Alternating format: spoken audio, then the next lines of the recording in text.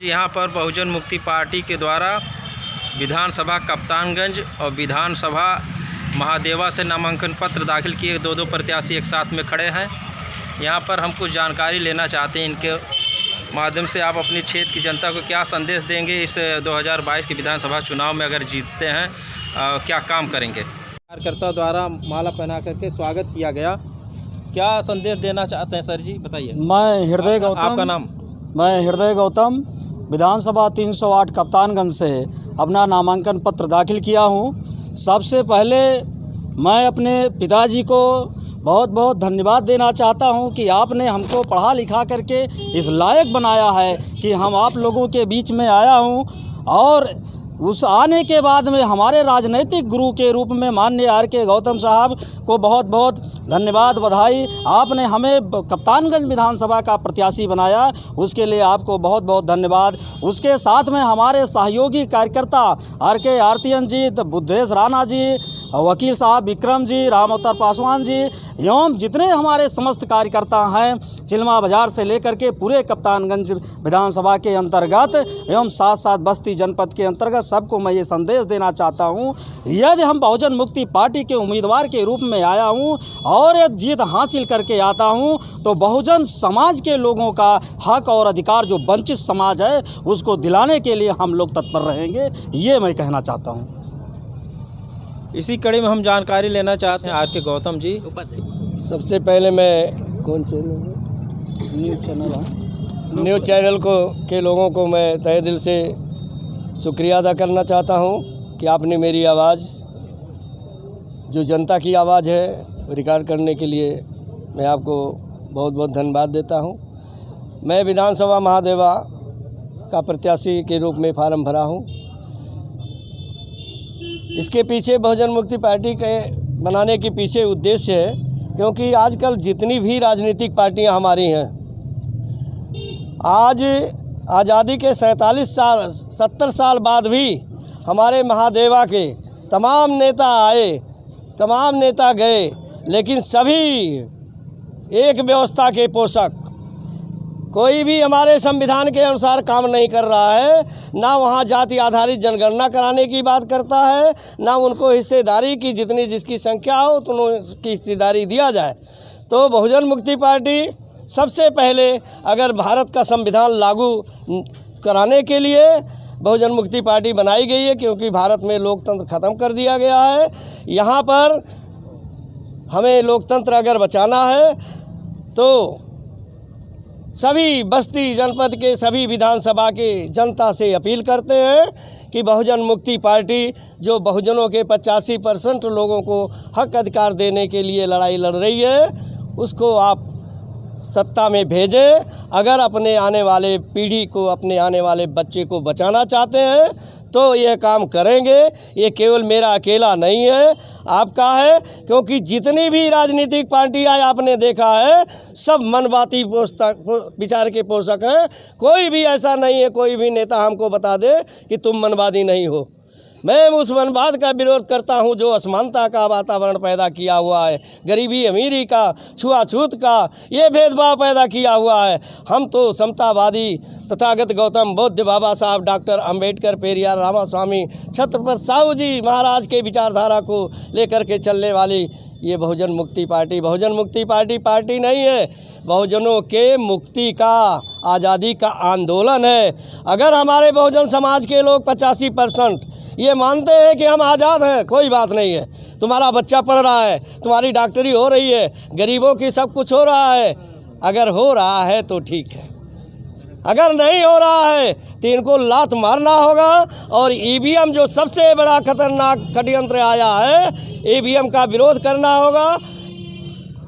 मैं अपने भोले भाले भारत की जनता और सभी विधानसभाओं की जनता, क्योंकि मैं उत्तर प्रदेश का प्रतिनिधि हूँ, उत्तर प्रदेश का मैं पदाधिकारी हूँ, मेरा केवल महादेवा ही नहीं है, मेरा केवल कप्तानगंज नहीं है, सदर नहीं, मेरा पूरा उत्तर प्रदेश की 403 विधानसभा है। मैं सभी इस माध्यम से सभी विधानसभा के 85% बहुजन समाज के लोगों से अपील करता हूं कि आप अब जाग जाओ, ये समय है, बाबा साहब का संविधान है, वोट देने का अधिकार बाबा साहब ने दिया है।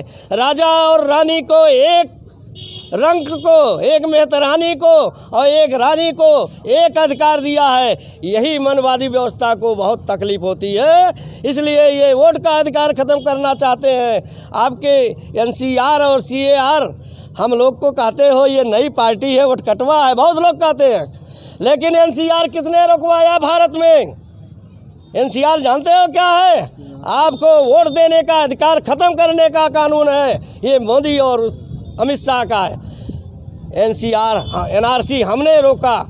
भारत मुक्त मोर्चा, बहुजन क्रांति मोर्चा, वामन मेश्राम साहब, बहुजन मुक्ति पार्टी रोड पर संघर्ष करके आप एसपी, कलेक्टर, दरोगा से पूछ लीजिए, एनआरसी को रोका गया। हमारे ओबीसी भाइयों को नीट में, हमारे विद्यार्थियों को, बैकवर्ड भाइयों का डॉक्टर बनने का रिजर्वेशन ही ख़त्म कर दिया। हमारे ओबीसी भाइयों को मालूम है, ओबीसी भाई कहते हैं अरे हमारे तो जय हैं, हमारे तो भूमिपुत्र हैं, हमारे तो फला। पूछो उस सत्ता में जो 20-20 साल रहे हैं दोनों पार्टियों से, हमने उनको बनाया था अपने बाबा साहब के संविधान लागू करने के लिए, लेकिन वो उनके संविधान को अयोध्या में मंदिर बना रहे हैं त्रिशूल लेकर के।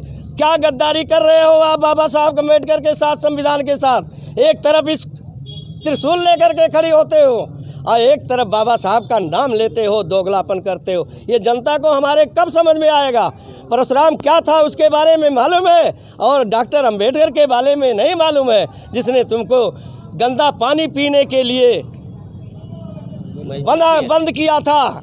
यहाँ के लोगों ने, मनवादी व्यवस्था के लोगों ने, उन्होंने आपको राजा बनने का अधिकार दिया। आप लोग को वोट का अधिकार बाबा साहब ने कितनी मेहनत से दिया।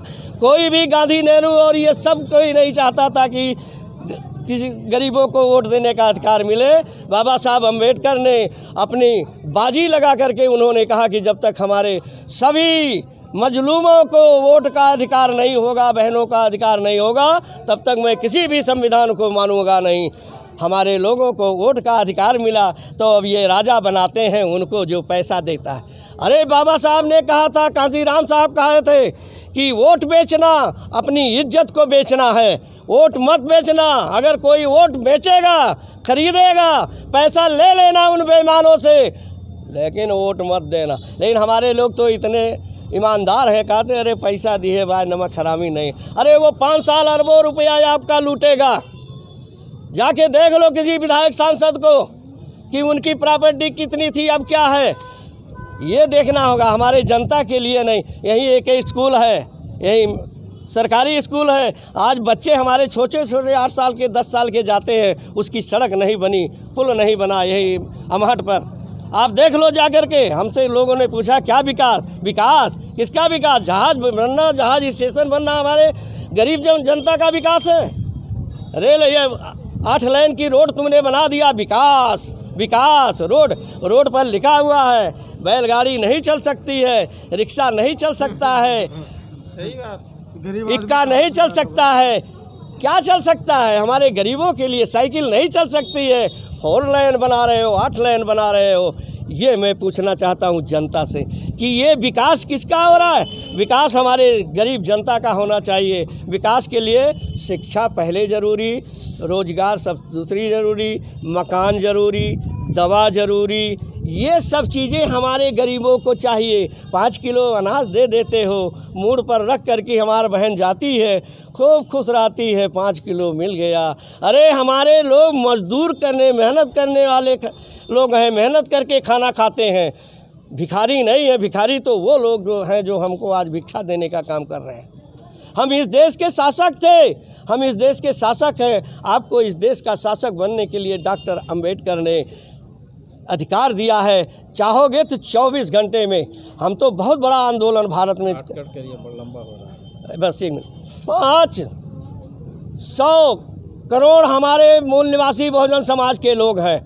मैं 20 करोड़ लोगों को अपील करता हूं पूरे भारत में, और ये करके दिखाया कि 20 करोड़ लोग जिस दिन इकट्ठा हो जाएं, इस सरकार को हम उठा के आसमान पर, जैसे अमेरिका में हुआ, जर्मनी में हुआ, रूस में हुआ, दुनिया में क्रांति हुई और गरीब वहाँ गरीबी ख़त्म हो गई। यहाँ क्यों नहीं क्रांति हो रही है? क्योंकि यहाँ मनवादियों ने जाति निर्माण कर दिया। यादव से कहते हैं अरे वो अगर कह दे जय भीम तो कहता है चमार हो क्या, अगर चौधरी कहता है जय भीम तो कहता है चमार हो क्या। तब क्यों जय भीम कहते हो? भीम को नहीं जानते हैं, भीम को इसने चमार बना दिया।